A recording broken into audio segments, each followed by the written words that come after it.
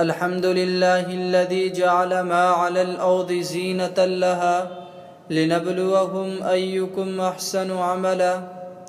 الحمد لله الذي لا نحصي ثناء عليه وهو كما أثنى عليه. وأشهد أن لا إله إلا الله وحده لا شريك له.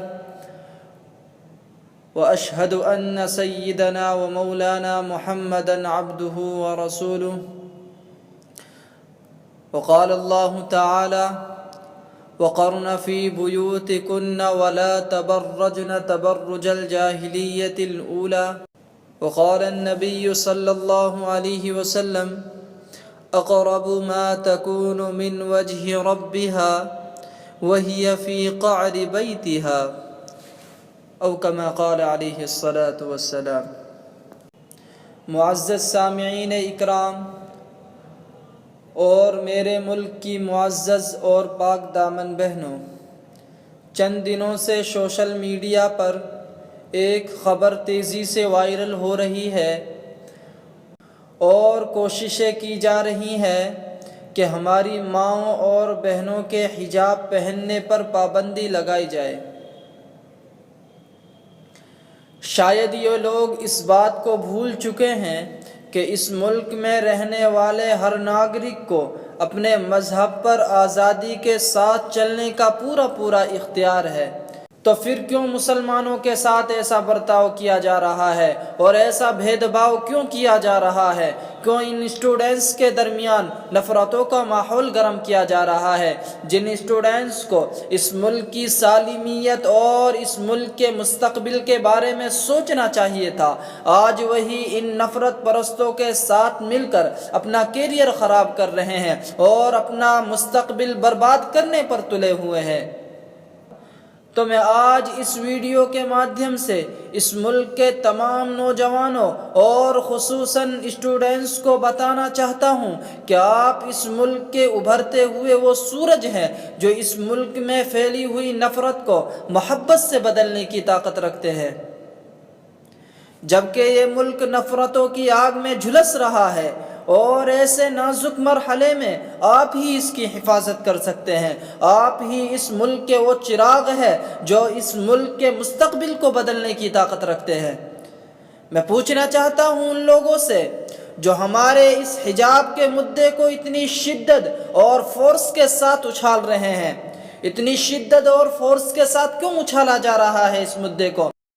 ہمارے اس مذہبی معاملے کو عدالتی مدعا کیوں بنایا جا رہا ہے، جبکہ اس ملک میں رہنے والی خواتین کی عزت حجاب کے اندر بھی محفوظ نہیں ہے؟ روزمرہ ہزاروں کی تعداد میں عدالتوں میں ریپ کے کیسز آتے ہیں. نہ جانے اس ملک کی کتنی بچیوں کی عزتوں کو برباد کر دیا گیا، اس پر ان کی زبانیں خاموش ہے. کیوں اس مدعے پر آواز نہیں اٹھتی ہے؟ اس بارے میں کیوں ایکشن نہیں لیا جاتا ہے اور اس کو عدالتی مدعا کیوں نہیں بنایا جاتا ہے؟ کتنی بچیوں کی عزتوں کو برباد کر دیا گیا، نیلام کر دیا گیا اور ان کی عزتوں سے کھلواڑ کیا گیا، کیوں اس پر بولا نہیں جاتا؟ اس بارے میں تو ہمارے پردھان منتری کی زبان تالا بند ہے. کیوں وہ خاموش ہے؟ کیوں نہیں بولتے؟ اس بارے میں بولو، اس بارے میں پابندیاں لگاؤ، اس بارے میں عدالتی کارروائیاں کرو اور اس بارے میں کیسز جاری کرو. تو پھر ہم ان کی باتوں پر کیسے یقین کر لیں؟ کیسے اپنے دلوں کو سمجھا لے کہ ہماری مسلم ماؤں اور بہنوں کی عزت بے پردگی کی صورت میں محفوظ رہ سکتی ہے؟ تو میں آج اس ہندوستان کی تمام پاک دامن اور معزز ماؤں اور بہنوں کو پیغام دینا چاہتا ہوں کہ زیادہ ڈرنے گھبرانے کی ضرورت نہیں ہے. ان بے غیرت، بے حیثیت، بے ہنر بد زبانوں سے، جنہوں نے اسکول کا منہ تک نہیں دیکھا، جن کو قلم پکڑنا تک نہیں آتا، جنہیں پتہ ہی نہیں ہے کہ عورت کی عزت کیا ہوتی ہے، جن کا ظاہر بھی گندا ہے، جن کا باطن بھی گندا ہے، جن کی ظاہری پوشاک کو دیکھ کر یوں لگتا ہے کہ یہ جن سے مذبذبین ہے. اب یہ ہمیں سمجھائیں گے کہ ہماری مسلم ماؤں بہنوں کو کیا پہننا ہے اور کیا نہیں. ان گندی سوچ رکھنے والوں کی حرکتوں کو دیکھ کر ایسا لگتا ہے کہ ہندوستان ابھی انگریزوں کی غلامی سے آزاد نہیں ہوا ہے. ایسا لگتا ہے کہ ان لوگوں کا تعلق نہ ہندوستان سے ہے، نہ کسی دھرم سے ہے، اور نہ اس ملک کے سنویدھان سے ہے، اور نہ کسی جمہوریت سے ہے. اب چاہے یہ گندی سوچ رکھنے والے حجاب پہننے پر پابندی لگائے یا داڑھی رکھنے پر پابندی لگائے یا کرتا ٹوپی پہننے پر پابندی لگائے، ہمیں ان کی دھمکیوں سے کوئی فرق نہیں پڑتا ہے۔ یاد رکھو تمہاری یہ دھمکیاں ہمارے کانوں تک بھی نہیں پہنچتی۔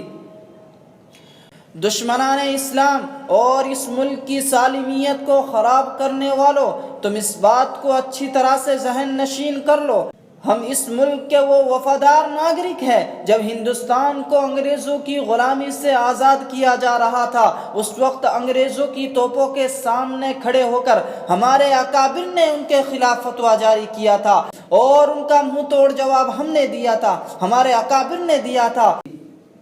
ہم کرے بات دلیلوں سے تو رد ہوتی ہے، ان کے ہونٹوں کی خاموشی بھی سند ہوتی ہے۔ کچھ نہ کہنے سے بھی چھن جاتا ہے اعزاز سخن، ظلم سہنے سے بھی ظالم کی مدد ہوتی ہے۔ جس وقت ہم انگریزوں کی توپوں کے سامنے کھڑے ہو کر ان سے مقابلہ کر رہے تھے، ان کو منہ توڑ جواب دے رہے تھے، اس وقت بھی یہ لوگ انگریزوں کی چاپلوسی کر رہے تھے، ان کی چڈیاں دھو رہے تھے۔ ایسا لگتا ہے کہ ان کے خون میں ہی خباثت بھری ہوئی ہے۔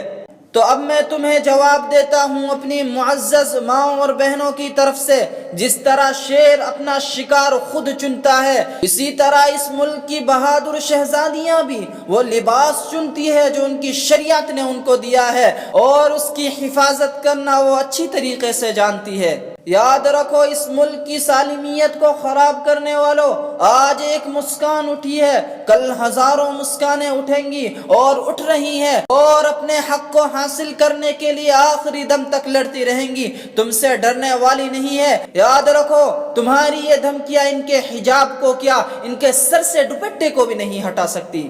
ہم اس ملک کے اندر بائی چوائس ہے، بائی چانس نہیں ہے جو تمہاری دھمکیوں سے ڈر جائیں گے۔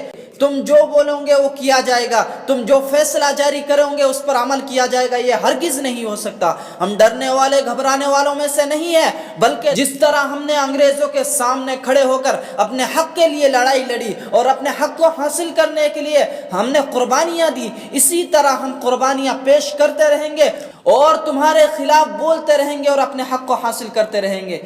اللہ تعالیٰ اس ملک کی سالمیت کو تا قیامت برقرار رکھے، اور جو اس ملک کے اندر نفرت پھیلا رہے ہیں اللہ تعالیٰ ان کو ختم فرمائے۔ وما علینا الا البلاغ۔